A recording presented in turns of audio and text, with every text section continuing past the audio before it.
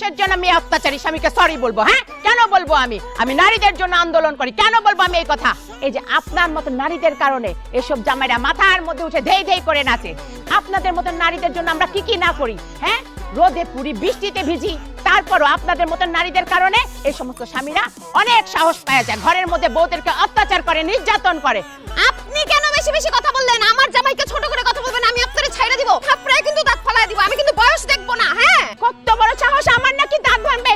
কে আছেন? এই ভাই এদিকে আসেন, আমারে বাঁচান, আমাকে মারতেছে, আমাকে বাঁচান ভাই। এই লোক, আপনি কেমন লোক? হ্যাঁ, কেমন লোক? কেমন বউ পয়দা করছেন আপনি? শাসন করেন না, ঘরে নিয়ে শাসন করবেন?